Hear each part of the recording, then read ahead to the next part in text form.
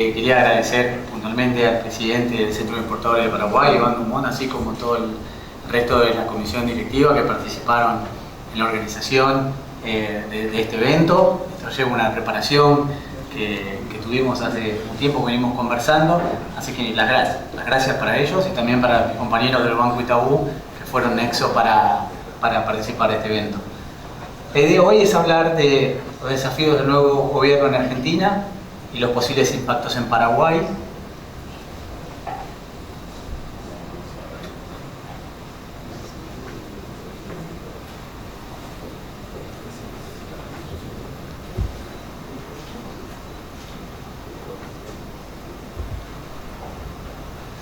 Y para comenzar con los primeros datos, ustedes saben, Javier Milei, líder del Partido Libertario en Argentina, es el nuevo presidente del país, ganó las elecciones contra el actual ministro de Economía y candidato Sergio Massa, con un resultado muy contundente, 55,7 a 44,3.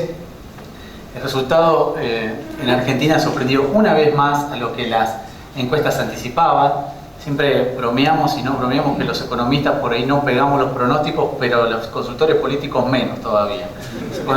Entonces, para dar una idea más o menos cómo fue todo el rally de elecciones en Argentina, los argentinos comenzamos votando en agosto con elecciones primarias, después tuvimos elecciones en octubre con primer turno, y tuvimos que Massa, que había hecho una muy mala elección en las primarias con solo 28,9, había sido el tercero, había sido derrotado en primera instancia por Javier Milei, que fue el candidato más votado con 31,6. Ahora, cuando todo el mundo pensaba que Milei podía estar cerca de ganar en primer turno en octubre, Massa consiguió 36,7 y Milei bajó respecto de los números de agosto. Esto llevó a que tengamos un runoff o una segunda vuelta en noviembre, donde todas las encuestas, por supuesto, anticiparon que Massa y que Milei tenían un resultado muy apretado, ¿no? 49 a 51. Y el resultado final fue el que mencioné anteriormente, prácticamente más de 10 puntos de diferencia. El resultado de Milei fue categórico, ganó en todas las provincias excepto 3, Buenos Aires, Santiago del Estero y Formosa. Y la tasa de participación alcanzó 76%.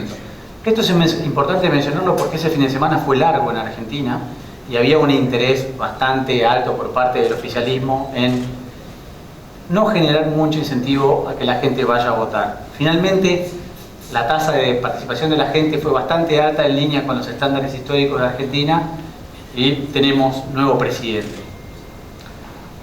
El plan original de Milei es reducir el tamaño del Estado, lo deben haber escuchado por todos lados. En principio él quiere tener un gobierno con 8 ministerios, desde los 18 actuales que tiene el gobierno actual. Por ahora viene mostrando sorpresa. El gabinete confirmado hasta el momento tiene una fuerte influencia por parte del expresidente Macri, con nombres con peso propio y vínculo estrecho ahí, como mencioné. Luis Caputo, que fue mi secretario de Finanzas con Macri y presidente del Banco Central posteriormente. Hoy a la mañana justamente Javier Milei dijo en una entrevista de radio que va a ser el ministro de Economía, finalmente lo confirmó. El Banco Central todavía es una duda, teníamos prácticamente un nombre la semana pasada que era Demian Reidel, que fue un miembro del directorio también en la época del Macri, con fuertes lazos con Wall Street, pero finalmente dijo que no va a ser. Los nombres que suenan es justamente una persona cercana a Luis Caputo, porque da una idea de que finalmente la persona que va a liderar todo el equipo económico va a ser él. Federico Sturzenegger, posiblemente lo recuerden, que fue expresidente del Banco Central, suena a cargo de un Ministerio de Modernización del Estado, de llevar adelante este sueño que tiene Milei de hacer un Estado más chico y más eficiente. Y Patricia Bullrich, que fue candidata a presidenta por el espacio Juntos por el Cambio, suena para ser la ministra de Seguridad, que fue anteriormente también en el gobierno de Macri. Una lectura que hay sobre los nombramientos hasta ahora es que aparentemente Milei estaría abandonando las ideas disruptivas que ustedes deben haber visto en los medios durante todos estos últimos meses, básicamente dolarización, privatizaciones, e iría por soluciones más convencionales, pro mercado, ¿Qué quiere decir esto? Ajuste fiscal, política monetaria contractiva. Nosotros en Argentina venimos de muchos años de política monetaria expansiva. Eso quiere decir que la tasa de interés estaba por debajo de la inflación. Vamos a una instancia totalmente contraria. Y corrección cambiaria rápida. Posiblemente, nuestro escenario es que eso va a ocurrir en diciembre, posiblemente a los pocos días que asuma el nuevo presidente. Esta semana, el anterior, el mercado reaccionó positivamente. En Argentina bajó el riesgo país, subieron los bonos en dólares y las acciones de las empresas argentinas. O sea, en términos generales, una muy buena recepción por parte del mercado a Milei presidente y la salida del kirchnerismo. Ahora, ¿cuál es la otra cara de la moneda que todo el mundo está hablando en Argentina y que posiblemente tenga las mayores preocupaciones? Que es el tema de la gobernanza. Milei va a tener una minoría muy escasa en el Congreso y es muy difícil impulsar reformas estructurales en un país sin participación en el Congreso.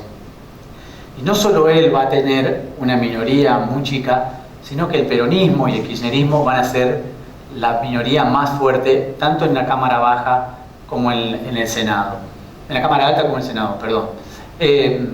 Para dar una idea, en Argentina hay 257 diputados y Milei tiene 37, solo el 14% de la Cámara. Si uno suma el apoyo del PRO, que es el partido del presidente Macri, puede sumar estos 38 diputados. Ahora, 75 es solo el 30% de la Cámara de Diputados. Y para quórum, para poder impulsar una modificación de una ley o un decreto, se necesitan 129. O sea, está bastante lejos. No solo eso, ¿quién aparece acá con 108 escaños? Unión por la Patria, que es el peronismo y el kirchnerismo. 108 está bastante cerca de 129, más considerando que este espacio, que es la UCR, la Coalición Cívica y otros, son 55. Estos dos, no sé si queda claro, estos dos estaban juntos en lo que era Justo por el Cambio con Patricia Bullrich. Cuando Patricia Bullrich queda fuera del segundo turno en noviembre, se separa, y es por eso que este 55 algo podría ir para acá. Entonces, cuando uno mira la situación en el Senado, es incluso más desafiante todavía para Javier Milei. Tiene solo 7 senadores y podría sumar otros 7, pero necesita 37. Y de nuevo, Unión por la Patria tiene 35. Está solo 2 senadores de conseguir quórum para impulsar leyes. Y esto puede jugar a favor o en contra, ¿no? Imagínense Milei tratando de proponer una ley en Argentina con esta cantidad de votos, y en sentido contrario, el mismo espacio Unión por la Patria tratando de proponer algo estando tan cerca de quórum. Entonces ese es el primer punto que preocupa respecto de la gobernanza hacia el futuro. El otro, que no es menor, no sé si se ve este gráfico, pero estos son los últimos 40 años, las presidencias de Argentina en los últimos 40 años, la cantidad de gobernadores propios que tuvo cada presidente. Milei tiene 0, es algo inédito para la política argentina esto. Uno podría decir que, bueno, parte de los gobernadores que responden a Macri de Juntos por el Cambio, que son 10, podrían eventualmente apoyar a Milei, pero no es algo tan automático. Ese es el primer punto. El segundo punto es que ustedes sabrán también que el gobernador de la provincia de Buenos Aires, Axel Kicillof, de cercanía con el kirchnerismo, fue reelecto con 45% de los votos en octubre. Así el kirchnerismo conservó el distrito más importante de Argentina. Entonces, hay dos miradas muy diferentes respecto a lo que son las elecciones para adelante. Uno es la euforia de los mercados por la propuesta de Milei pro mercado, justamente, y la otra es qué tan fácil la va a tener para gobernar en términos de reformas estructurales, dada la composición del Congreso y el apoyo a nivel nacional. En el medio de todo eso que ocurrió, que es el tema de las elecciones, tenemos una economía con desequilibrios macroeconómicos enormes. Solo por nombrar algunos. Este es el gráfico de inflación, que ahora se los explico, ¿no? Uno en Argentina, cuando mira la inflación interanual, último dato publicado, octubre de 2023 contra octubre de 2022, que es el que sale en el diario, la inflación es 140%. Pero lo cierto es que nosotros, por lo menos en el banco lo que hacemos es una medida que es 3 meses anualizado y no es nada tan complicado. Tomamos los últimos 3 meses de inflación, promedio 11%, y eso lo anualizamos. ¿Cuánto sería la inflación si tuviésemos 11% por mes? Y ese número es que está corriendo a 255% la inflación en Argentina. Esa es la verdadera tasa a la que la tendencia te indica dónde va la inflación de Argentina en el corto plazo. El diferencial entre el tipo de cambio oficial y el paralelo se sitúa en 140%, y eso que tuvo una fuerte reducción en las últimas semanas con la elección, llegó a tener un pico de 200% entre el tipo de cambio oficial y el tipo de cambio paralelo. Ahora está en 140, pero 140 es altísimo. Miren con la historia, es altísimo todavía. Los precios de los futuros muestran una fuerte depreciación del tipo de cambio en diciembre. Esto es el tipo de cobertura que toman las empresas y las personas en general. Fíjense que para noviembre, hace un mes, el 20 de octubre, por tomar una fecha que era antes de las elecciones del primer turno, se pensaba que ya en noviembre podía estar en 4.27. Hoy, con datos ayer, se piensa que va a estar en 3.60, que es lo que vale el tipo de cambio. Pero miren para diciembre. Se está apreciando un tipo de cambio en torno a los 800 pesos. Y para marzo del año que viene, en torno a 1.100 pesos. Entonces, todo el mundo está esperando una devaluación en Argentina, no es algo nuevo. Y como si fuera poco, Argentina tiene reservas netas negativas, tiene menos 10.500 millones de dólares de reservas una vez que uno le resta activos que están en el Banco Central que no son dólares propios. Entonces tiene reservas negativas y tiene un mercado cambiario que está lleno de controles. Ustedes posiblemente estén más al tanto que yo, o igual al tanto que yo. Todas las restricciones que tiene un exportador, sus colegas en Argentina, un importador, que son los más afectados de hecho, para llevar adelante su actividad. En suma, todo lo que les conté, Argentina tiene una economía que está estancada en el mismo nivel los últimos 10 años. Este es un índice desestacionalizado, es un índice simplemente. Fíjense que el promedio, esto es la pandemia, ¿no? Esto es la pandemia y la recuperación. Pero fíjense que la economía argentina está exactamente en el mismo nivel hace 10 años. Después preparé el mismo gráfico para Paraguay para ver qué distinto que están. Tiene un déficit fiscal muy alto, por encima de lo que está negociado en su programa con el FMI, a lo que se suma que cuando en agosto el ministro de Economía Massa hizo una mala elección, anunció un paquete fiscal por más de 1% del PIB sin ningún tipo de financiamiento de atrás. Entonces, una situación también lo que es la economía real y en lo fiscal bastante preocupante. En ese escenario aparece Milei diciendo que está pregonando por un ajuste fiscal de 5% del PIB para el 2024. Y otra vez aparece esta palabra, desafiante. ¿Por qué desafiante un ajuste fiscal de 5% del PIB en un año? Porque todos los gastos primarios que hace el gobierno, esto es el porcentaje del PIB acumulado 12 meses, son 20% del PIB. El presidente actual, el nuevo presidente, está proponiendo prácticamente cortar con 1/4 del total de gastos primarios. Es bastante difícil. Básicamente es esta la composición del gasto. Básicamente una gran parte se lleva a la parte de seguridad social, que es jubilaciones, pensiones y asignaciones familiares, programas sociales, subsidios económicos, salarios, gastos de capital, que estas son las obras de infraestructura, transferencias a corrientes a provincia, otros es todo el resto de cosas que hay.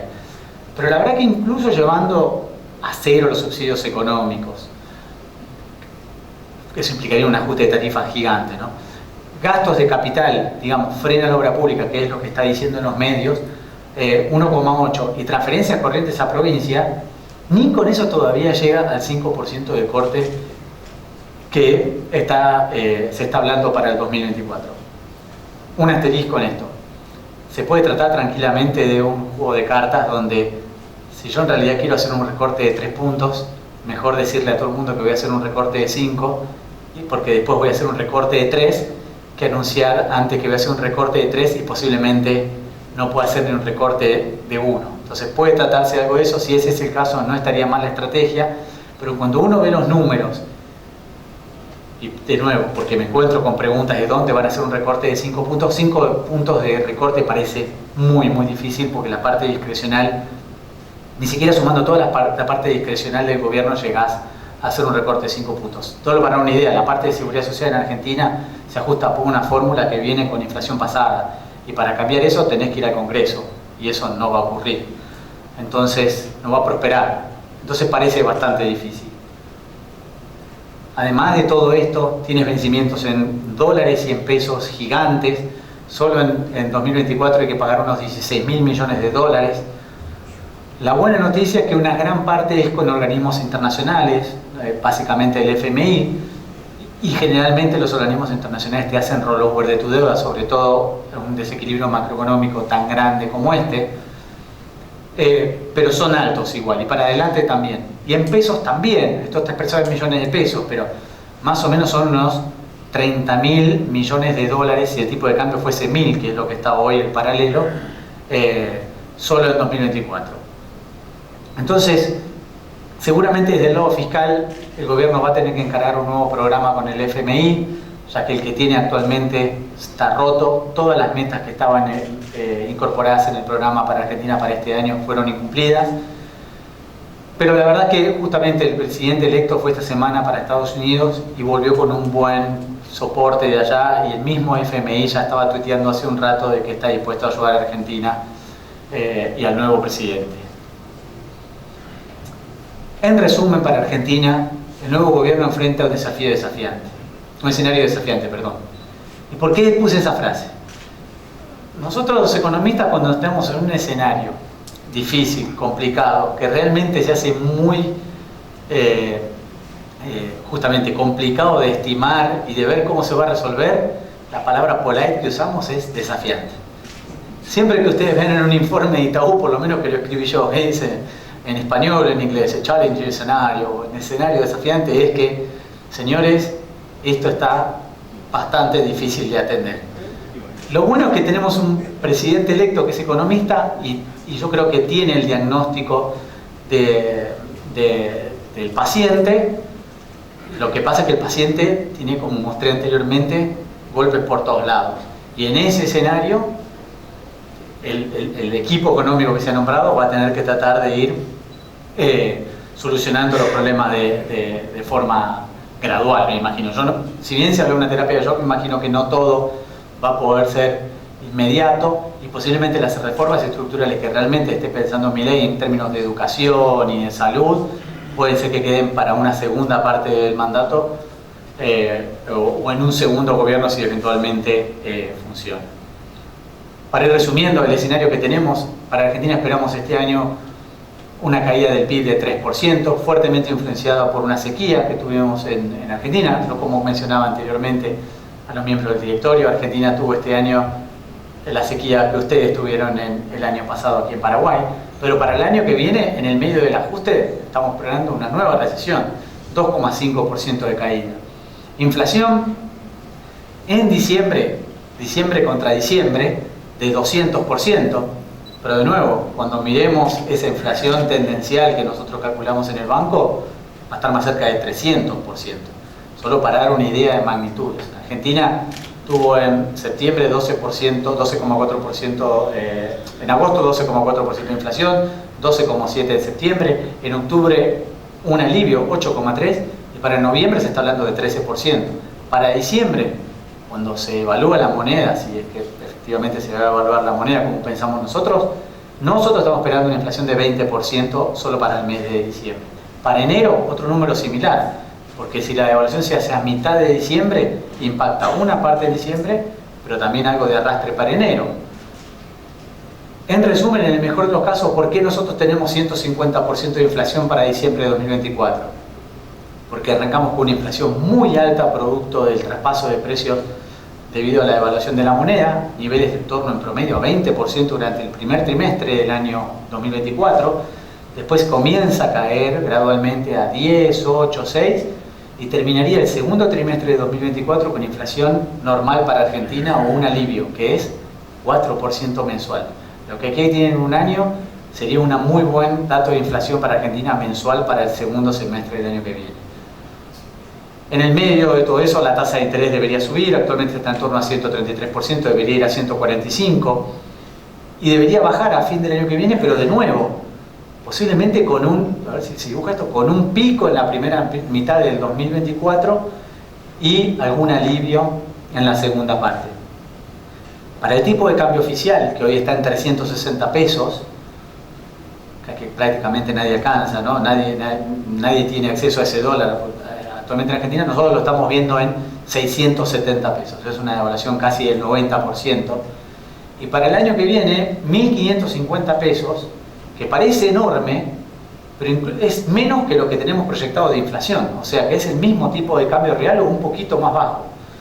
Entonces, parece muy grande el número nominal, pero no, en realidad asume algún tipo de escenario benévolo para la segunda parte del año que viene, posiblemente con algún ingreso de dólares. La buena noticia para Argentina es que la sequía este año va a llevar a que tengamos un déficit comercial de 5.500 millones de dólares, déficit de cuenta corriente de 3 puntos. Para el año que viene deberíamos tener un superávit de 20.000 millones de dólares en la balanza comercial, básicamente por dos cosas. No tendríamos sequía, cruzamos los dedos, porque lo peor que le podría pasar a Argentina es tener algún tipo de evento climático, por eso asumimos que no, las cosas vienen bien para que no, entonces no tendríamos ni niño ni niña, nada que afecte, y un superávit también de cuenta corriente. Y también Argentina está terminando un gasoducto que le permitiría reducir drásticamente las importaciones de combustible, no de combustible, nosotros en Argentina importamos gas, pero con ese gasoducto se disminuirían muy drásticamente las importaciones y tendríamos un superávit comercial.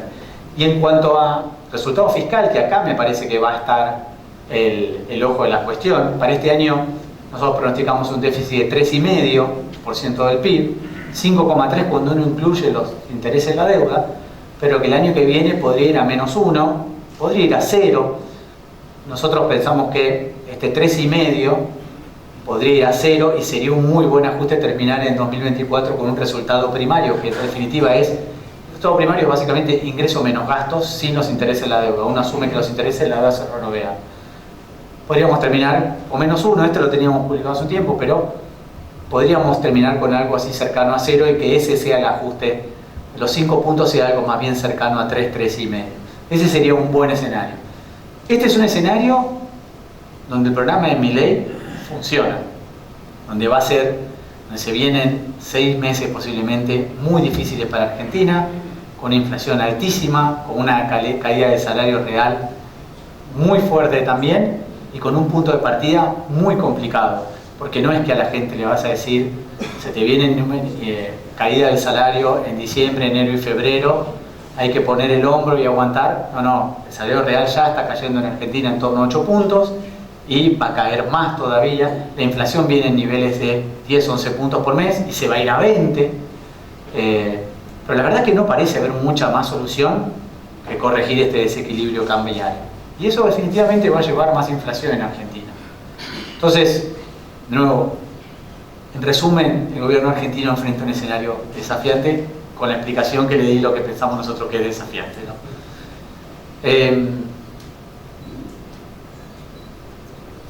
Entonces, de ahí vamos al país de las buenas noticias. Paraguay.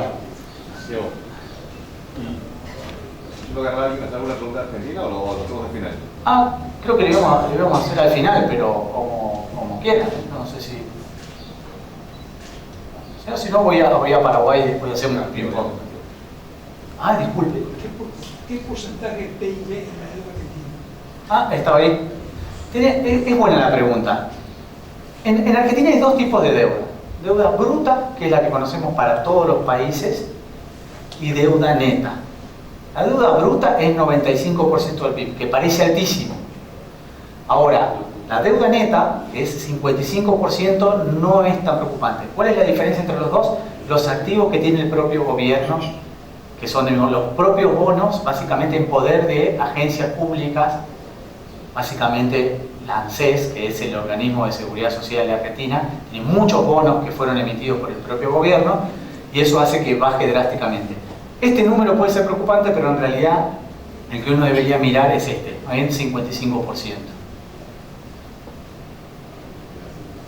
Debería subir un poco más el año que viene, a pesar de la reducción del déficit. ¿Por qué? Porque esto no deja de ser un ratio y el PIB en dólares el año que viene va a caer fuerte por la devaluación del peso. todavía en Argentina, ¿qué son las LELIQs? Muy bien. La LELIQ es básicamente el stock de letras de regulación monetaria que tiene el Banco Central. Pero los bancos compran LELIQ en gran parte con los depósitos que tiene la gente. O sea, usted tiene un depósito en plazo fijo en su banco y el banco se da vuelta y coloca en LELIQs. Son instrumentos a 28 días que se licitan todas las semanas. Justamente es el primer desafío de Milei, lo debe haber escuchado. Esa bola de pesos que por ahí es el término que se usa, esa bola de pesos que está en el mercado, el problema que tiene es que paga una tasa de interés gigante. Paga una tasa de interés de 133% anual en TNA, pero cuando uno hace efectiva esa tasa, si uno deja ese mes y al mes siguiente los intereses que ganó los deja de nuevo, esa tasa está arriba del 250%. Entonces se está haciendo una bola que la única forma de cubrir los intereses de la LELIQ es emitiendo más. Y cuando uno emite más pesos, termina siempre teniendo más inflación. ¿Por qué? Porque la emisión deteriora siempre las expectativas de inflación a futuro y finalmente suele tener inflación acelerada. Pero básicamente es eso, la bola de pesos que está ahí. Otra preguntita, ¿qué se piensa hacer con los piqueteros? ¿Puede ser que se haya transformado en una profesión porque están exigiendo aumento de aguinaldo y regalitos de pan dulce y demás cosas para fin de año? Nunca he escuchado algo tan ridículo como eso. Sí, en Argentina ya no es tan ridículo, yo vengo de ahí, ya uno se acostumbra. No, muy difícil para mí decirle honestamente qué va a ocurrir con eso. Yo lo que sí pienso es que posiblemente la nueva administración no sea tan benevolente con ese tipo de demostraciones. Debe ser lo más polite posible. ¿Perdón? ¿Qué es lo que dijo? Sí, pero una sola cosa nada más. Pero también es cierto que la situación social de Argentina es muy grave, ¿no? La tasa de pobreza es 40%, va a aumentar más ahora cuando... La tasa de pobreza básicamente es una fórmula que está fuertemente influenciada por la inflación y los ingresos. Eso va a aumentar posiblemente en los próximos meses.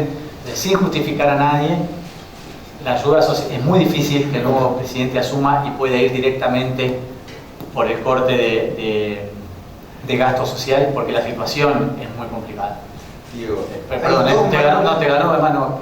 hay dos manos levantadas. Parece que vamos ahora sí. Y después retomamos con Paraguay para conectar los temas. Sí, ya que estamos en Argentina, dos consultas. No hablaste acá del tema de las tarifas. ¿Cuándo crees que se van a reajustar? ¿Cuál es la estimación de que se reajusten las tarifas? Eso es uno. Y la otra es cuándo se acaba el RUP. Muy buena pregunta. Vamos con las tarifas. Para mí va a ser condición imperiosa por parte del Fondo Monetario para dar una mano en el nuevo programa. Lo va a exigir definitivamente. Hubo algo de corrección este año en términos de tarifas, aunque no lo creas. Así todo, la energía en Argentina sigue siendo regalada, ¿no? Eso lo tienen todos claro. Pero me parece que va a ser uno de los principales puntos por el cual se va a avanzar, de ese 2% del PIB que son los subsidios económicos, que está acá, posiblemente se pueda reducir a la mitad en 2024. Que esto termine siendo al final de 2024 1,1. Para eso necesitas un ajuste muy rápido en torno, similar a lo que necesitas con el cambio. 120% de aumento de las tarifas relativamente rápido, pero no que aumente 120% y que después lo dejen frisado por 3 meses, como suele pasar en Argentina. No, que se aumente 120% y que después acompañe la inflación. Eso es la cosa. ¿Y cuándo se acaba el blue? Cuando se acaban los controles.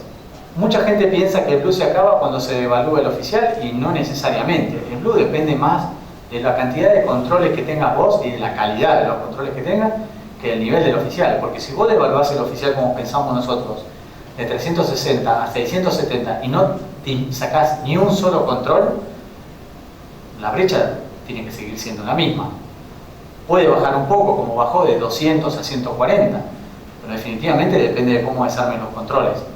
Yo creo que lo que fue a hacer, no tengo información, ¿no? Pero creo que lo que fue a hacer el nuevo gobierno de Estados Unidos es ir a tratar de conseguir algo de financiamiento, primero para tratar de evaluar la moneda con algo de respaldo, porque si vos abrís hoy el mercado de cambios en Argentina con 10.000 millones de reservas negativas, yo no tengo ni idea dónde puede parar eso, o sea, puede ser muy peligroso, ¿no? O por lo menos yo no creo que se animen a hacerlo. Pero también, para tratar de desarticular algún tipo de cosas, para intentar empezar a agilizar un poco más las importaciones. En Argentina no se paga una importación, se importa, uno ve que en las estadísticas que se importan 5.000 millones de dólares en Argentina por mes, perdón, pero se pagan la mitad de esas. El resto están, así como dije, la bola de pesos, hay una bola de deuda con importadores gigante que siempre existe, pero nunca en este nivel. Para dar unos números, siempre la diferencia entre devengado y pagado en Argentina es en torno a 15.000, 20.000 millones de dólares, lo que es financiamiento. Ese número está más cerca de 50.000 hoy en Argentina. Entonces, en algún momento va a haber que darle salida no solo a las nuevas importadores, sino a los importadores que le deben a su casa matriz. Y eso sin dólares es medio difícil de abrir y abrir, porque sí. Pero no sé, ¿qué pienso yo cuando se va a acabar el Perú? No lo sé, pero pienso que en diciembre de 2024 deberíamos tener una brecha muchísimo más baja que la que tenemos ahora. O sea, hoy es 140, deberíamos tener en la medida que el programa funcione, deberíamos tener una brecha menor a 50% seguro, 20-30%, pero depende más de lo rápido que puedes desarmar los controles. O sea, si vos desarmás para los importadores, pero la gente para ahorrar todavía no puede comprar dólar en su banco, en la medida que siempre exista, que vos no puedas hacer algo y lo tengas que buscar a otro lado, se genera un diferencial. Pero va a depender más bien de qué tan rápido puedan desarmar los controles. Es la segunda mano y después retomamos y entonces la segunda tanda de preguntas es vinculando Paraguay con Argentina. Gracias. Sí, Estefan. Dale, gracias. Sí, mi consulta es sobre la deuda pública, que decía que hay dos ratios. Y el segundo ratio, si no entendí mal, era la deuda que tiene el gobierno, esa diferencia de 40 puntos, la deuda que tiene el gobierno con ANSES, dijiste, que entiendo que son las cajas jubilatorias estatales, ¿verdad? Pero para terminar más la pregunta, ¿verdad?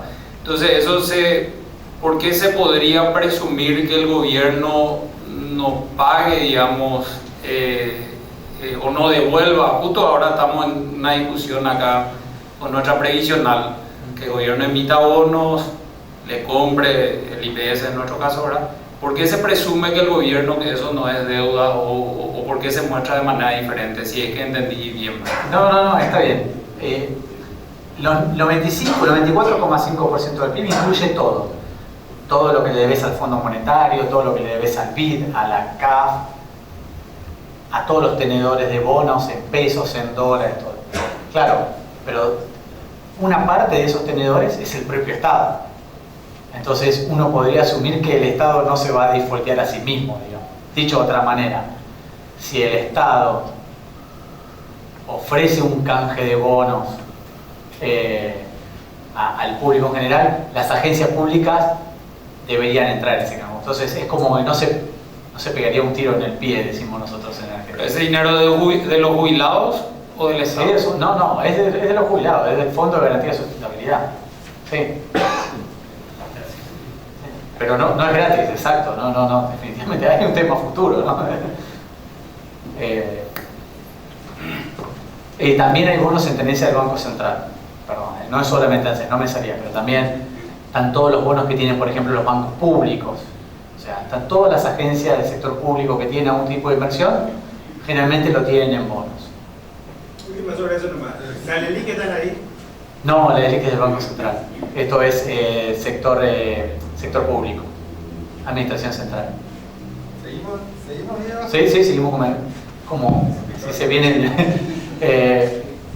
en este sentido. Bueno, Paraguay se está recuperando de la sequía, como ustedes saben, está mostrando altas tasas de crecimiento. El último dato publicado fue el segundo trimestre de este año, 5% interanual. Tenemos datos, indicadores líderes que le decimos nosotros, que es básicamente el indicador mensual de actividad del Banco Central, que apunta a un nuevo crecimiento en el tercer trimestre. Nosotros hace varios meses que tenemos una proyección de crecimiento para Paraguay de 5,6 para este año. En algún momento, viendo las lluvias recientes que hubo acá en Asunción y viendo cómo en el pasado impactó principalmente a los sectores de la construcción y el transporte, y en un marco donde en el cambio de gobierno la obra pública por lo menos parece estar un poco más en observación, pensamos en recortar ese número. Por ahora lo mantenemos, estamos esperando que salgan los datos definitivos de PIB, pero definitivamente Paraguay hoy va a tener un crecimiento altísimo, de los más altos de la región, si no es el más alto. Esto es una composición de cómo es el PIB por sectores, contrariamente a lo que me pasa mucho yo soy un intermediario entre lo que vemos del país y gente que por ahí nunca escuchó hablar de Paraguay, que piensa que el sector primario pura y exclusivamente es el que tracciona la economía, y yo digo no, el sector primario es 10%, tenés algo de electricidad que es generación 7, pero acá comercio y servicios, es similar a los números que decía el presidente anteriormente, es más del 50% se define en comercio y servicios. Y este gráfico lo hice justamente para dar una idea. ¿Se acuerdan el gráfico de Argentina que le decía que estuvo en el mismo nivel los últimos 10 años? Bueno, es un gráfico todavía más viejo. Miren Argentina, desde acá, de 2012, 2013, en el mismo nivel. Y acá está el mismo indicador, los dos saliendo de un nivel que es 100, corregido para que sean comparables. Y miren cómo ha sido la trayectoria de Paraguay y cómo se quedó Argentina. En estos casos nos asusten en la pandemia. Pero la diferencia es notoria. Entre un país que no crece, o crece un año 2 y el otro año cae 2, cae 3, sube 2, contra un país que en los últimos 10-12 años creció en promedio 3,5%. En términos de inflación y política monetaria hay buenas señales, pareciera que la inflación se está estabilizando, ya van 2 meses seguidos en que se ubica en 3,5%, la inflación interanual, eso es por debajo del centro del rango meta que tiene el Banco Central. La semana pasada, si mal no recuerdo, el Banco Central recortó la tasa de política monetaria en 50 puntos básicos, perdón, a 7,25, está en 7,25 la tasa, destacando un escenario internacional más favorable. Eso es cierto. En el anterior comunicado el Banco Central alertaba sobre los precios del petróleo y sobre los conflictos bélicos que se estaban desarrollando. Un mes después, la verdad es que la situación por lo menos hoy luce más tranquila. Entonces, nosotros en nuestra visión tenemos un escenario donde el Banco Central seguiría recortando tasas, y la cuenta rápida que hacemos es comparamos cómo está la tasa hoy contra la expectativa de inflación. Eso se llama tasa de interés real ex ante. Entonces, si uno mira que la expectativa de inflación en Paraguay está en 4% anclada para cualquiera de los horizontes de pronóstico que hay, y la tasa está en 7,25, te da que la tasa real ex ante es 3,25. ¿Hasta dónde podría cortar? Bueno, el Banco Central estima un rango neutral que está entre 0,4 y 1,4. Pongamos que eso es 0,9 y esto es 3,25, hay espacio para cortar todavía. ¿Hasta dónde pensamos que va a cortar? Nosotros pensamos que va a cortar hasta 6%, con un recorte gradual en los próximos meses, y básicamente porque miramos el diferencial de tasas que hubo entre la tasa de política monetaria en Paraguay y lo que rinde la tasa de preferencia por todos nosotros, que es la de los Fed Funds por parte de la Fed de Estados Unidos, y notamos que si seguía recortando hasta 5 y 5,5, en algún momento se iba a cortar con esta línea azul en algún momento del tercer trimestre del año que viene. Entonces pensamos que ahí va a parar. Si bien no es mi métier, nosotros en Itaú tenemos un call donde no hay más subas de tasas por parte de la Fed, pero sí vamos a tener un periodo de tasas largas muy prolongado, donde posiblemente el primer recorte y de 25 puntos básicos venga en septiembre del año que viene. Entonces, en ese escenario daría espacio para que siga cortando el BCP muy gradual, pero en algún momento eso se acaba, porque siempre las tasas de interés de nuestros países tienen que pagar un poco más de premio que lo que paga la tasa de referencia a nivel mundial. En el mercado cambiario también estamos viendo cierta estabilización, aunque ayudado por el Banco Central. Ya van 2 meses seguidos que interviene activamente. Miren, había terminado en junio, julio, agosto, septiembre, no intervino el Banco Central. En octubre intervino con 88 millones y en lo que va de noviembre 158 millones, por lo menos los datos hasta la semana pasada, y eso permitió que se estabilice ligeramente por arriba de 7.400, pero también vamos a ser justos con Paraguay. Este es un índice de cómo se comportaron todas las monedas de la región desde diciembre, asumamos que todas parten en 100, hasta el último dato de antes de ayer. Paraguay es esta que está acá con la línea color verde manzana. Miren cómo todas las monedas se apreciaron en la primera parte del año. Paraguay también algo, y ahora se están depreciando, puntualmente por este nivel de tasas más alto a nivel global y que esta percepción de que va a durar mucho tiempo. Y sin embargo, el guaraní fue, juntamente con el peso uruguayo, posiblemente las monedas más estables de la región. Entonces yo creo que el Banco Central acá tiene un commitment con la inflación, sabe que si se dispara el tipo de cambio rápidamente impactan los formadores de precios, y es por eso que el tipo de cambio, estamos viendo cierta estabilización en el tipo de cambio y no estamos viendo nada disruptivo hacia adelante. En términos de déficit fiscal, posiblemente está el mayor desafío acá, no, desafío no hay que decir esa palabra, el mayor, ¿cómo puedo decir que no sea desafío? El mayor, el tema más interesante. Sí, para Paraguay, porque justamente es muy conocido que se acumuló una deuda con vialeras y con el sector farmacéutico que se está incorporando en las cuentas públicas en los próximos meses, y eso hace que el déficit fiscal posiblemente este año terminaría en 4.1, muy por encima de lo que se esperaba que iba a ser años atrás. Eso llevó a que se posponga el cumplimiento de la meta fiscal que hay en Paraguay, que es un límite de 1,5% del PIB de déficit para 2026, cuando anteriormente iba a ser en 2024.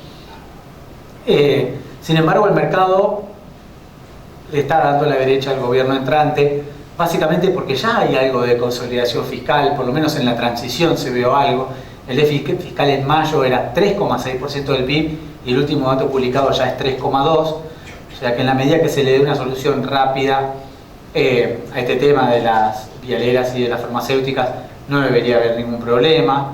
En mi opinión personal, el gobierno se movió muy bien con este tema, muy rápido blanqueó cuál era la deuda y cómo lo planea solucionar. Eso trajo certidumbre al mercado, y es por eso que recientemente tuvimos noticias de Fitch donde mantuvo el rating y no hubo ningún tipo de sorpresa negativa.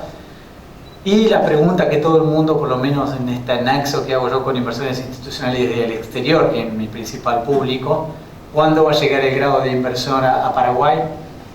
Bueno, está cerca, ¿no? Moody's ya lo tiene a un escalón con outlook positivo. Hoy salió en la prensa que la gente de SIP, de Standard & Poor's, estuvo reunida con el gobierno contando los últimos desarrollos. Lo mejor que está haciendo el gobierno, en mi opinión, es tratar de traer calma con esto. No son movimientos que sean fáciles, las agencias se toman mucho tiempo para dar upgrades y poco tiempo para dar downgrades. Entonces es muy difícil conseguir el grado de inversor y es muy fácil perderlo después. Hay muchas experiencias en la región con eso. Entonces, me parece que el camino que viene transitando el gobierno es el adecuado. Todas las cosas que piden las agencias de crédito, el gobierno las está haciendo. Es como si tuviese una anotación de qué hay que hacer. Por ejemplo, mayor eficiencia del Estado. Bueno, nombró un Ministerio de Economía con bastante poder que permite que las áreas de gasto estén más controladas. Se le pide siempre a Paraguay que la deuda pública, que si bien es baja, se equiparen más los ratios por moneda, y lo está haciendo. Lo hizo la semana pasada con un canje de deuda de 100 millones de dólares a guaraníes, y va a seguir aparentemente con esta estrategia de deuda de endeudarse más en guaraníes o empezar a endeudarse más para que ese ratio de 90% dólares, 10% guaraníes vaya cayendo y sea más equitativo. Entonces, me parece que si bien el punto inicial con el gobierno asumió un poco complicado, me parece que la hoja de ruta por lo menos es la correcta. Posibles impactos en Paraguay. La verdad es que no es algo por lo menos que a nosotros nos tenga muy preocupados la situación de Argentina con Paraguay. Paraguay tiene un superávit comercial con Argentina, básicamente las exportaciones son mayores a las importaciones, pero las exportaciones generalmente son fuertemente influenciadas por productos agrícolas. Puntualmente este año, como Argentina tuvo la sequía, se exportó un montón de soja para que sea industrializada allá y exportada desde ahí. Las importaciones, por lo que estuve viendo en las estadísticas, comenzaron el año un poco débiles, con caídas interanuales, pero ya los últimos meses vienen creciendo bastante fuerte, lo cual es una buena noticia. Respecto del comercio de frontera, que me imagino que debe ser lo que más a ustedes les trae dolores de cabeza, yo me fijé en un estudio que hizo el Banco Central en mayo de este año, donde informó mediante una encuesta cuál era la disparidad de precios que que había en mayo una canasta que hicieron de productos, que había de todo, ¿no? Había combustible, había aceite, azúcar, fideo, yerba, y en ese momento la disparidad de precios era de 43%, o sea, Argentina era 43% más barato. Ahora, nobleza obliga, en mayo el blue en Argentina estaba a 500 y ahora está a 1000. Mi intuición es que esto se amplió, digamos. Ahora, como les digo eso, les digo ahora para adelante, si el plan Milei funciona, esto debería ayudar. La diferencia de precios que hay debería disminuir. ¿Por qué? Porque la corrección de precios relativos en Argentina, o sea, la nafta no puede seguir valiendo 350 pesos argentinos en Argentina. Eso se va a tener que corregir. Y si el gobierno avanza con eso, la suba del blue que haya tiene que ser mucho menor que lo que es la corrección de los precios relativos de Argentina. Y uno no tiene que mirar el precio del blue en esa cuenta. Tiene que mirar que el diferencial sea menor. La verdad que si el plan de Milei funciona, ese diferencial de precios debería mejorar el año que viene. Posiblemente, de nuevo, como yo les dije, para los argentinos va a ser muy difícil los primeros meses, porque se vienen todos estos aumentos, pero en la segunda parte del año que viene, si el plan de shock funciona, esta disparidad de precios debería mejorar. Respecto de remesas, honestamente, la verdad que venía muy flojo. Yo asumo principalmente que debe ser por un tema de controles, pero solo 25 millones de dólares en 2022 fueron remesados desde Argentina hacia Paraguay, muy lejos de los 70 millones que hubo en 2019 cuando no había cepo. Me imagino que la eliminación de controles cambiarios, a pesar de la depreciación del tipo de cambio, tendría que ayudar, pero me imagino que posiblemente tome un poco más, porque ya ahí depende del crecimiento de Argentina. Y el otro factor que se me ocurrió mirar es la inversión extranjera directa. Pero la inversión extranjera directa en Paraguay, de acuerdo a datos del 2022 que fueron recientemente publicados, está liderada por estos tres países, que son Brasil, Estados Unidos y Países Bajos. Argentina está recién acá, solo 3%. Entonces, la verdad que en principio no me preocupa, pero tampoco esperaría mucho a futuro, porque también Argentina, en la medida que el plan Milei funciona, ya empieza a atraer interés de inversores que antes estaban escapando del país. Solo para terminar, esto es una descripción. Quiero terminar con esto. La semana que viene se juega, es una semana clave para el Mercosur, para nuestros países. En este momento se están teniendo las últimas discusiones respecto del acuerdo Mercosur-Unión Europea. Es una gran oportunidad para el bloque, para mejorar su integración en el mundo. Algunos datos de color: el Mercosur y la Unión Europea representan en su conjunto el 25% de la economía mundial y un total de 780 millones de personas. El acuerdo constituye una de las áreas libres más grandes del mundo. La Unión Europea es el segundo socio comercial de Mercosur, pero nosotros somos el octavo de ellos, o sea, hay una chance para nosotros ahí. El flujo comercial del año pasado fue mayor a 120 mil millones de dólares, y esta me parece que es donde se nos abre la ventana a nosotros como bloque, que es que la Unión Europea se posiciona para ser el mayor inversor extranjero en el Mercosur. Eso es una muy buena noticia.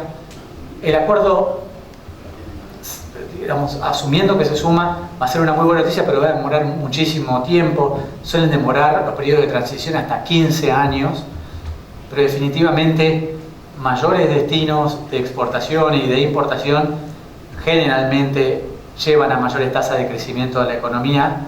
Entonces, en definitiva, es una buena noticia. El ojo está acá. El próximo 7 de diciembre, varios medios reportan que el anuncio del acuerdo es posible. Brasil lo está empujando, que es el actual presidente del bloque, y España también. Pero ese día asume Paraguay como presidente del bloque del Mercosur. Entonces, ojalá tengamos buenas noticias por ese lado, porque para nuestros países en el mediano y largo plazo puede ser una muy buena noticia. Finalmente, con esto terminó nuestra proyección. Es un resumen: 5,6% del PIB de crecimiento para este año, 3,5% para el año que viene, inflación en 3,8%, 4% el año que viene, tasa en 7,25%, que es el nivel actual. A nosotros nos sorprendió el último movimiento. Veremos qué hace el Banco Central en la próxima reunión, si hace otros 50, si hace 25, si no hace nada, porque también recientemente el presidente del Banco Central dijo que no descartaba alguna pausa. 6%. para el año que viene. Tipo de cambio estable en torno a 7.400 y 7.500 el año que viene, que es estable en términos reales, y la convergencia fiscal que mencioné anteriormente. Creo que hizo lo más rápido posible. Muchas gracias a todos. Muchísimas gracias, Diego. Muy detallada la presentación. Creo que las dudas sobre Argentina se mantienen. Así que hay un espacio de preguntas y respuestas, tanto sobre Argentina como el impacto en Paraguay. ¿Preguntas? Es que creo que Argentina se llevó todo. ¿Cómo comparan la deuda paraguaya con otros países de la No, es de las bajas. Es de las más bajas, honestamente. De hecho, cuando uno va a vender el país, o acá con el señor nos ocupamos de eso un poco, cuando nos toca ver con otras cosas, llama la atención que sea 36% del PIB. Está más bien en promedio en torno a 50%, a lo que es la deuda neta de Argentina. Está más bien en torno a 50% o 60% en general en la región. Entonces el 36% de Paraguay llama la atención. Por lo bajo, lo que sí preocupa es el crecimiento que tuvo, porque no hay que olvidarse que en los últimos 10 años, este 36 era 15% hace 10 años nada. Entonces, preocupa un poco la tendencia, creo que lo tenía en un gráfico, pero preocupa miren, el 36 no preocupa tanto a nivel de stock, pero sí miren la tendencia, ¿no? O sea, es exponencial. Hola, buenas noches. Hoy, pasado las 2 de la tarde, el Congreso argentino había confirmado realmente la consagración de Milei y aprobaron la presidencia de Milei y la vicepresidencia también. La pregunta va lo siguiente, preocupado un poco no preocupado, sino para decir lo que Milei decía, ¿verdad?, sobre el Banco Central, que vos habías desvirtuado un poquito en el sentido que decías que probablemente está cambiando de posición, y él era muy firme en su postura de cambiar el banco, de eliminar el Banco Central. Esa no es una pregunta, sino es un punto de vista, pero la pregunta concreta es, ¿qué va a hacer si él elimina el Banco Central? ¿Cómo se sostiene un país no teniendo una reserva? ¿O cómo se mediría la reserva? Paraguay tiene más de 10.000 millones de dólares de reserva, que es lo que le sostiene a su moneda, ¿no? ¿Cómo quedaría? ¿Cuál sería el soporte del dólar o de las reservas de un país desapareciendo un banco central? Bueno, algunas aclaraciones respecto a eso. Para eliminar el Banco Central hay que modificar la Constitución, porque el Banco Central está en la Constitución de Argentina. Para modificar la Constitución de Argentina necesitas 2/3 del Congreso, de diputados y senadores. O sea que los números que les dije, eso es para quórum. Para 2/3 es mucho más que 129. 129 es la mitad, 2/3 es mucho más, es el 66%, y él solamente tiene, con toda la seguridad, el 29%, ¿no? O sea, está prácticamente imposible. La mayoría de los analistas en Argentina interpretamos como la eliminación del Banco Central, y él alguna vez lo aclaró, como la posibilidad de que el Banco Central nunca más emita pesos, que es realmente el trasfondo. No se trata de eliminar el edificio, que no va a existir más, que van a los 2.000 empleados que hay en el Banco Central, se van a tener que ir a buscar trabajo. No, él lo que plantea como eliminación del Banco Central es que no va a tener política monetaria. Y ahí vamos a mi opinión personal. Para mí es muy malo eso, porque básicamente los gobiernos tienen dos formas de hacer políticas contracíclicas cuando tienen una crisis: política fiscal y política monetaria. Básicamente tuvimos la sequía, la pandemia, el mejor ejemplo de política fiscal expansiva, se aumentó el gasto, la gente se compraron vacunas, se hicieron hospitales, y política monetaria también expansiva, se bajó la tasa de interés, acá llegó a 0,75 para dar apoyo a todos aquellos sectores que necesitaban un crédito también. Bueno, vos estarías perdiendo, tenés 2 brazos para actuar, estarías perdiendo 1. O sea, para mí, en mi opinión personal, o por como a mí me gusta la economía, es muy complicado. Me parece que la gente que lo está asesorando a Milei ahora también va en una línea similar a esa, de que, está bien, una cosa es eliminar y otra es que el Banco Central no emita. Creo que en definitiva es el gran problema de Argentina, la emisión monetaria que te deteriora las expectativas de inflación a futuro. Me parece que ahí apunta. Y lo otro complicado es que cuando vos tenés una economía dolarizada, estás muy sujeto a los shocks del exterior. Entonces, tenés un shock externo, no sé, un conflicto bélico, una caída de los commodities, o sube de los commodities, o una crisis bancaria en Estados Unidos, o lo que se te ocurra, vas a tener una economía dolarizada, rápidamente sufrís el efecto contagio de ese tipo de cosas. Entonces, básicamente, ¿cuál pasa a ser el respaldo en términos de dólares? Y tu superávit comercial, las inversiones que vos puedas tener, pero básicamente dependés mucho del flujo financiero. Y te perdés una de estos, tenés dos brazos para articular, te quedás con uno solo. Es básicamente eso. Sí, muchas gracias. Tu opinión sobre si se va a mantener lo dicho por Milei con respecto a no comerciar o no relacionarse con países que tengan una ideología diferente, y sobre todo con Brasil, que es el principal socio del Mercosur y que no concurrió a su asunción al mando Lula. Muy buena pregunta. Básicamente porque China y Brasil son los principales socios de Argentina. Me parece que una cosa era cuando estaban en la campaña y otra cosa lo que está ocurriendo ahora. De hecho, hoy confirmaron que Daniel Scioli, que es peronista y que es el actual embajador en Brasil de Alberto Fernández, va a permanecer como embajador en Brasil. Entonces, lo tomaría así, como una cosa es la campaña y ahora arrancó otro tiempo. De hecho, el pragmatismo, esa palabra. De hecho, posiblemente Macri ya estaba trabajando con Milei y nadie lo sabía, y ahora se ve un equipo donde todos los nombres que aparecen son super seniors, pro mercado, que atraen capitales por sí mismos. Entonces me parece que hay ahí un cambio entre lo que es la campaña, lo que uno dice en la campaña, y otra cosa lo que realmente, como un amigo que me dice, si una cosa es estar donde hablas vos ahí de afuera y otra cosa vos estás acá en la silla eléctrica, le dice. Mi amigo trabaja en el ministerio en Argentina. En la silla eléctrica uno tiene toma otras decisiones. Iván, con respecto a la inversión extranjera, y te mezclo un poco Paraguay y Argentina ahí. Los importadores sufrimos mucho el hecho de que sobre todo las multinacionales presentes en Argentina han dejado de reinvertir, y en el ámbito fabril se nota mucho la falta de capacidad y por lo tanto sufrimos disminución de la disponibilidad de productos para exportación. Entonces, con respecto a Argentina, se ve una rápida reversión de esa política de volver a reinvertir las multinacionales allí presentes para retomar la capacidad fabril, que en algún caso está disminuida o retrasada. Y con respecto a Paraguay, decías que el grado de inversión obviamente es una meta política del país.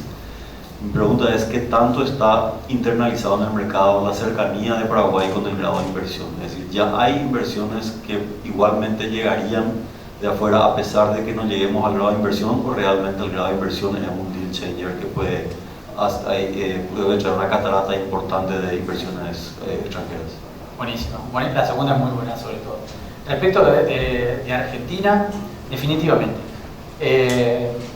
Hay un cambio en el mood de los inversores tremendo con Argentina. Eso que dije, una buena primera impresión, estuvo suavizado. Hubo muchísimos llamados, tanto para inversión real como para inversión financiera.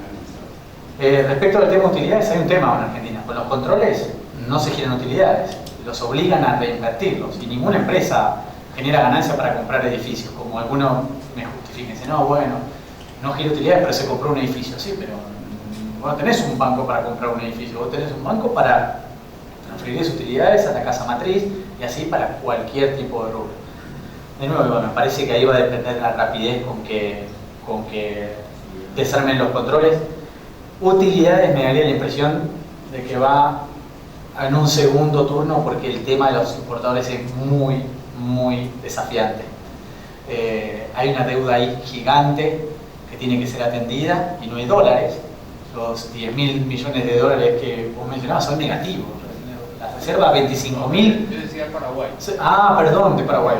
Los 10.000 de Argentina son negativos, las netas, las que importan. Entonces, Me parece que va a depender ahí de lo rápido que se desarmen los controles, y a mí me parece que se le va a dar prioridad primero, decir, bueno, pagar la deuda que le debes primero vamos con la deuda que le debes a tu casa matriz y después vamos con las utilidades que no le giraste.